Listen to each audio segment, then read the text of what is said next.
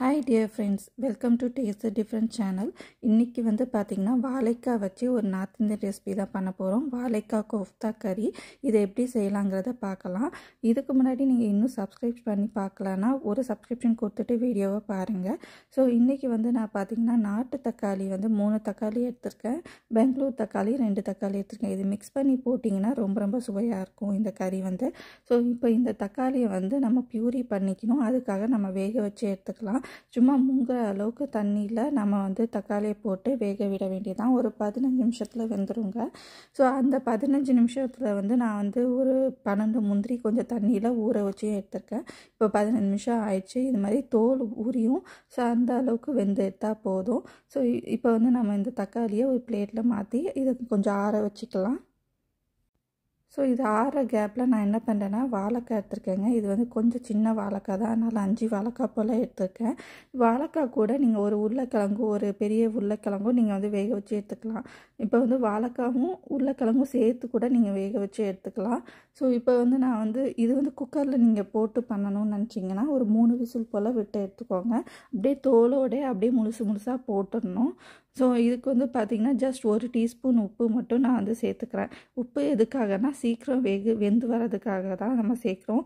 உப்பு பிடிக்கிறதுக்காக நம்ம வந்து உப்பு சேர்க்குறது கிடையாது. ஏன்னா வந்து தோலோடு போட்டுக்கிறதுனால உப்பு வந்து உள்ளே அவ்வளோக்கா பிடிக்காது. ஒன்லி நம்ம வேக வைக்கிறதுக்கு தான் நம்ம வந்து உப்பு வந்து கொஞ்சமாக சேர்த்துக்கிறோம். இப்போ இதை சேர்த்துட்டு முங்கிற அளவு நம்ம தண்ணி சேர்த்துக்கலாம். இப்படி போட்டு ஒரு 40 மினிட்ஸ் வந்து வாழைக்காய் நல்லா சாஃப்டாக வெந்து வர வரைக்கும் நம்ம வந்து வேக விடணும். ஸோ இந்த கேப்பில் என்னோடய தக்காளி இதுவும் ஆறிடுச்சுங்க. இதோட தோலை வந்து அப்படியே எடுத்திங்கனாலே வந்துடும். இந்த தோலை டிஸ்கார்ட் பண்ணிடுங்க. ஸோ இது மாதிரி தோலை வந்து கம்ப்ளீட்டாக டிஸ்கார்ட் பண்ணிவிட்டு நம்ம வந்து என்ன பண்ண போகிறோம்னா இதை கட் பண்ணி நம்ம வந்து அந்த காம்பு பகுதியும் நம்ம வந்து நீக்கிட போகிறோம். இந்த தக்காளி பியூரிக்கு வந்து தோல் வந்து சேர்த்து போட்டு அரைக்கக்கூடாது. அதே சமயம் அந்த காம்பு பகுதியும் நம்ம எப்பொழுதும் வெட்டுறப்ப நீக்கிடுவோம் இல்லையா. ஸோ அதே மாதிரி இது மாதிரி கட் பண்ணி எடுத்துருங்க. அதுக்கப்புறம் நம்ம தக்காளியை மட்டும் இந்த மாதிரி ஒரு மிக்ஸி ஜாரில் போட்டு எடுத்துக்கலாம். இது வந்து பார்த்திங்கன்னா தண்ணி விடாமல் நல்லா மையாக அரைச்சி எடுத்துகிட்டு வந்துடலாம். இப்போ நம்மளோட தக்காளி பியூரி ரெடி ஆயிடுச்சுங்க. இப்போ இதே மிக்ஸி ஜாரில் நம்ம வந்து ஊற வச்சுருந்தா 12 முந்திரியும் கொஞ்சோண்டு தண்ணி இருந்ததில் அதுவும் லைட்டாக சேர்த்துட்டு நம்ம வந்து அரைச்சி எடுத்துக்கலாம். கொஞ்சம் பேஸ்ட் மாதிரி அரைச்சி எடுத்துக்கோங்க. நீங்கள் வந்து சப்போஸ் இந்த பெரிய மிக்ஸி ஜாரில் அரைப்படலைன்னா சின்ன மிக்ஸி ஜாரில் கடைசி ஜார் இருக்கும்ல குட்டி ஜார், அதுலேயும் போட்டு நீங்கள் வந்து அரைச்சி எடுத்துக்கலாம். அதில் வந்து நல்லா அரைப்படும். ஸோ இப்போ நம்மளோட முந்திரி பேஸ்ட்டும் நம்மளுக்கு ரெடி ஆகிடுச்சு. வாழைக்காவும் வெந்து வந்துச்சுங்க. இப்போ வந்து நம்ம வந்து வாழைக்காய் வந்து சூடு பொறுக்கிற அளவு கேப்பில் வந்து நம்ம வந்து இதோட தோலை வந்து பிரித்து எடுத்துக்கலாம். நல்லா வெந்துச்சாங்கிறது நீங்கள் செக் பண்ணணுன்னா ஒரு ஃபோர்க் வச்சு குத்தி பார்த்திங்கனாலே தெரிஞ்சிடும். நல்லா ஃபாஸ்ட்டாக இறங்குனாலே வந்து நல்லா வெந்துச்சுன்னு அர்த்தம். அதே சமயம் நீங்கள் தோல் உரிக்கிறப்பையும் பார்த்திங்கன்னா நல்லா வந்து ஃபாஸ்ட்டாக வந்து தோல் உரியும். அந்த மாதிரி இருந்துச்சுன்னா வாழைக்காய் வந்து நல்லா வெந்துச்சுன்னு அர்த்தம். ஸோ இப்போ இதை வந்து பார்த்திங்கன்னா நம்ம மேஷ் பண்ணணும். பட் ஆனால் வந்து மேஷ் பண்ணிங்கன்னா கட்டியாக வரும். ஸோ அதுக்காக நம்ம என்ன பண்ணுறோன்னா ஃபஸ்ட்டு துருவிட்டு அதுக்கப்புறம் வந்து மேஷ் பண்ண போகிறோம். இதே நீங்கள் வந்து உருளைக்கிழங்கு வந்து எதுக்காக இதோட ஒன்று சேர்த்து போட்டு பண்ணுங்கன்னு சொல்லியிருந்தேன்னா உருளைக்கிழங்கு வந்து நல்லா கொஞ்சம் அந்த பால்ஸை வந்து இந்த கோஃப்தா பால்ஸ் வந்து சாஃப்டாக கிடைக்கும். ஸோ அதுக்காக தான் ஒரு உருளைக்கிழங்கு சேர்த்து பண்ண சொல்லியிருந்தேன். ஸோ அது கம்ப்ளீட்டாக ஆப்ஷனல் தான். வாழைக்காய் கோஃப்தாக்கு மெயினாக வாழைக்காய் தான் இருக்கணும். பட் உருளைக்கிழங்கும் உங்களுக்கு வேணும்னா நீங்கள் ஒன்று அடிஷ்னலாக சேர்த்துக்கோங்க. கொஞ்சம் சாஃப்டாக வரும் இன்னும். ஏன்னா அந்த வாழைக்காய் என்ன தான் நம்ம வேக வச்சு நம்ம பால்ஸ் மாதிரி பண்ணாலும் அதோட தன்மை வந்து மாறாது இல்லையா. ஸோ அது வந்து கொஞ்சம் வந்து மீடியம் சாஃப்ட்னஸில் தான் இருக்கும். ஸோ அதனால் வந்து பார்த்திங்கன்னா ரொம்ப சாஃப்டாக வேணும்னா நீங்கள் வந்து பொட்டேட்டோ போட்டுக்கணும். இப்போ வந்து நம்ம பைண்டிங்காக நம்ம இப்போ வந்து வாழைக்காய் வந்து துருவி எடுத்தாச்சு. அதை வந்து கையால் மசிச்சு விட்டாச்சு. இப்போ வந்து இதில் வந்து கடலை மாவு வந்து சேர்த்துக்கிறேன்.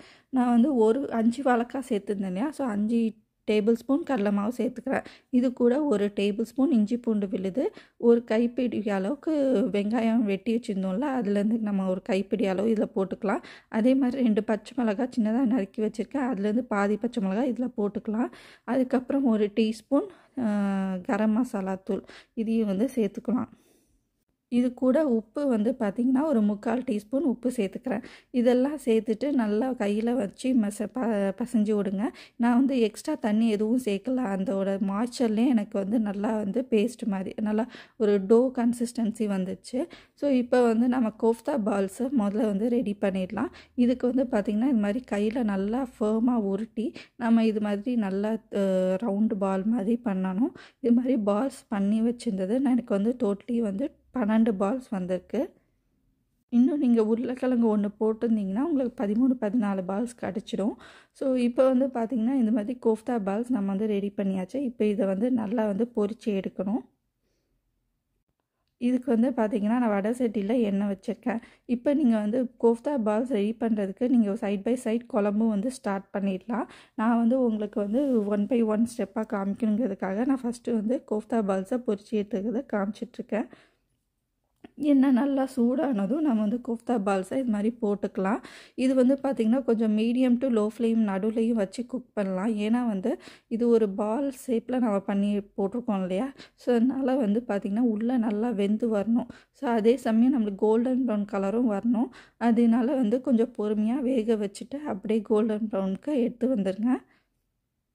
நீங்கள் மீடியம் ஃப்ளேமாக ஹை ஃப்ளேமில் பண்ணிங்கன்னா உங்களுக்கு வந்து கோல்டன் ப்ரௌன் சீக்கிரம் வந்துடும். பட் உள்ளே வந்து வெந்திருக்காது. ஸோ அது வந்து கொஞ்சம் கவனமாக பார்த்து இந்த கோஃப்தா பால்ஸை ரெடி பண்ணி எடுத்துக்கோங்க. இப்போ சூப்பராக நம்ம வந்து வாழைக்காய் கோஃப்தா பால்ஸ் வந்து ரெடி பண்ணியாச்சு. ஸோ இப்போ வந்து நம்ம இது ஒரு பால் வந்து நான் வந்து ஒன்று மட்டும் சாப்பிட்டு பார்த்தேங்க. எதுக்காக அப்படின்னா நம்ம வந்து உப்பு அதில் போட்டிருக்க காரம் எல்லாம் கரெக்டாக இருக்காங்கிறதுக்காக நான் ஒன்று வந்து பிச்சு உங்களுக்கு காமிக்கிறேன் பாருங்கள். சூப்பராக வடை மாதிரி டேஸ்ட்டாக இருந்துச்சு. பட் ஆனால் வந்து காரம் ரொம்ப இருக்காது. பட் ஏன்னா வந்து இது வந்து கோஃப்தாங்கிறதுனால நம்ம வந்து இந்த அளவுக்கு தான் நம்ம வந்து எல்லாமே சேர்க்கணும். ஸோ இப்போ வந்து பார்த்திங்கன்னா ஆனால் நல்லா இருந்துச்சு.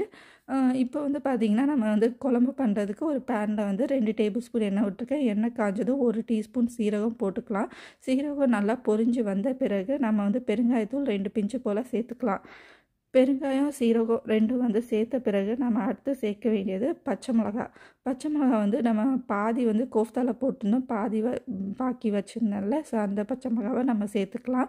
அதே மாதிரி இது 3ஐயும் சேர்த்துட்டு ஒரு டைம் நல்லா வந்து கலந்து விடுங்க. இது நல்லா பொரிஞ்சு வந்த பிறகு நம்ம பாக்கி வச்சுருந்த 1.5 வெங்காயம் நம்ம வந்து சேர்த்துக்கலாம். 1 பெரிய வெங்காயம் வெட்டி வச்சுருந்தா அதையும் வந்து சேர்த்துக்கலாம். இதையும் சேர்த்துட்டு வெங்காயம் வந்து நல்லா வந்து பொன்னிறம் இந்த மாதிரி கண்ணாடி பதம் இல்லை லைட்டாக ப்ரௌன் கலரில் வந்த பிறகு நம்ம வந்து இஞ்சி பூண்டு பேஸ்ட் சேர்க்கணும். இப்போ லைட்டாக வந்து ஃப்ரை பண்ணி எடுத்தாச்சு. இப்போ இஞ்சி பூண்டு பேஸ்ட் வந்து 1.5 டேபிள் ஸ்பூன் போல் நான் வந்து சேர்த்துக்கிறேன். நான் ஆல்ரெடி அரைச்சி வச்சுருக்கிறதுனால எனக்கு இது கொஞ்சம் ஈஸியாகவே இருந்துச்சு பண்ணுறதுக்கு. நீங்கள் ஃப்ரெஷ்ஷாக பண்ணி சேர்க்கணும்னு நினச்சிங்கன்னா உங்களுக்கு ஆல்ரெடி தெரியும்ல எந்த ப்ரொப்போர்ஷனில் சேர்க்கணும்னு சொல்லிட்டு. ஸோ அதே மாதிரி நீங்கள் சேர்த்து பண்ணிக்கோங்க. ஸோ இப்போ இதை சேர்த்துட்டு 1 நிமிஷம் போல் நம்ம வந்து நல்லா வதக்கி எடுத்தாச்சு. அதோட பச்சை ஸ்மெல் போயிடுச்சு. அந்த கேப்பில் பார்த்திங்கன்னா நான் எல்லா கோஃப்தா பால்ஸும் இந்த சைடு வந்து நான் ரெடி பண்ணி எடுத்து வச்சுக்கிட்டேன். இப்போ வந்து நம்மளோட தக்காளி பியூரியை நம்ம இதில் வந்து சேர்த்துக்கலாம்.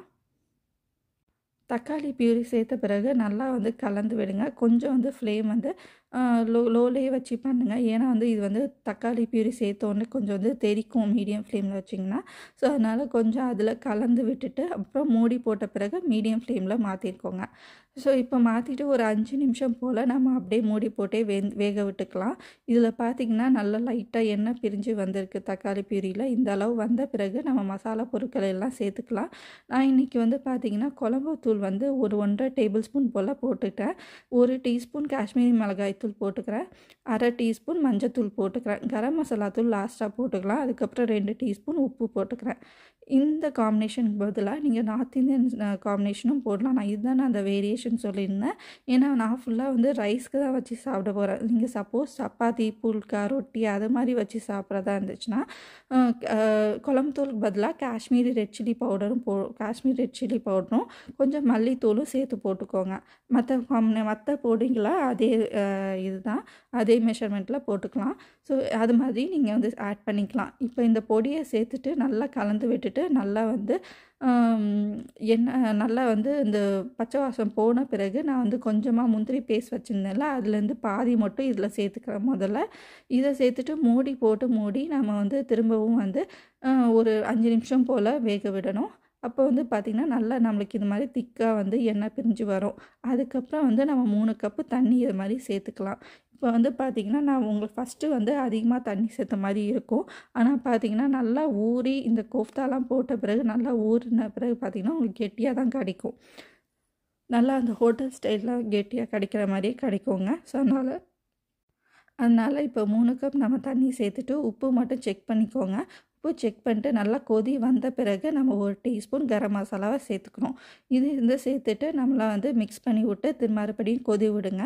கொதிக்க விட்ட பிறகு நம்மளோட கிரேவி வந்து ஒரு 10 நிமிஷம் நல்லா வந்து கொதிக்க விடணும். அப்போ தான் வந்து எண்ணெய் பிரிஞ்சு இது மாதிரி வரும். எண்ணெய் பிரிஞ்சு வந்த பிறகு நம்மளோட கோஃப்தா பால்ஸை இறக்கிடலாம். இந்த கோஃப்தா பால்ஸை வந்து பார்த்திங்கன்னா நம்ம டைரெக்டாக இப்போ வந்து பார்த்திங்கன்னா ஹோட்டலெல்லாம் தனியாக ஒரு பிளேட்டில் வந்து கிரேவி பண்ணிடுவாங்க இது மாதிரி. ஆனால் வந்து கோஃப்தா பால்ஸை எப்படி சர்வ் பண்ணுவாங்கன்னா தனியாக ஒரு பிளேட்டில் கோஃப்தா பால்ஸ் வச்சு அதுக்கு மேலே கிரேவி ஊற்றி அதுக்கு மேலே ஃப்ரெஷ் க்ரீம் போட்டு இது மாதிரி கொத்தமல்லி தூவி கொடுத்துருவாங்க, சர்வ் பண்ணுவாங்க. ஸோ நாமளும் அதே மாதிரி தான் பண்ணுறோம். பட் ஆனால் இதிலே வந்து போட்டு பண்ணிக்கிறோம். ஸோ இது மாதிரி நீங்கள் வச்சு நீங்கள் வந்து கடைசியாக முந்திரி பேஸ்ட்டு, ஃப்ரெஷ் க்ரீம் இல்லைனா முந்திரி பேஸ்ட் ஏதாவது ஒன்று வந்து சேர்த்துக்கலாம். ஸோ இது மாதிரி மேலே வந்து போட்டிங்கன்னா சூப்பராக இப்படியே நீங்கள் கூட போய் சர்வ் பண்ணலாம். சப்போஸ் உங்களுக்கு வந்து ஊறி நல்லா வந்து ஊறின பிறகு நீங்கள் சாப்பிட்ணுன்னு நினச்சிங்கன்னா இது வந்து அப்படியே ஊற விட்டுருங்க. ஊற விட்டுட்டு 1 நைட் ஊற விட்டிங்கன்னா கூட அடுத்த நாள் வந்து நீங்கள் வந்து அப்படியே எடுத்து லைட்டாக சூடு பண்ணிவிட்டு சாப்பிட்றலாம். நான் வந்து பார்த்திங்கன்னா ப்ரெசன்டேஷனுக்காக இதை அப்படியே வச்சு காமிச்சிருக்கேன். ஸோ இப்போ வந்து நான் இந்த பால்ஸை வந்து திருப்பி போட்டுக்கிறேன். எனக்கு லைட்டாக ஊறினா பிடிக்குங்கிறதுனால நான் வந்து கொஞ்சம் ஊற வச்சுட்டு எடுத்துக்கிறேன்.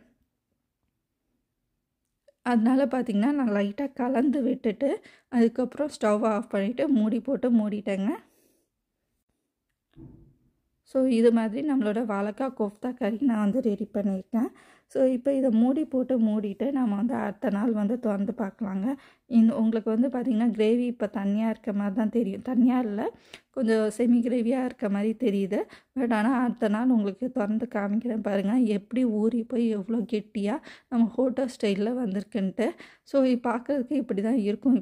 இப்போ நம்ம வந்து இதை சர்வ் பண்ணி சாப்பிட்டு பார்க்கலாம்.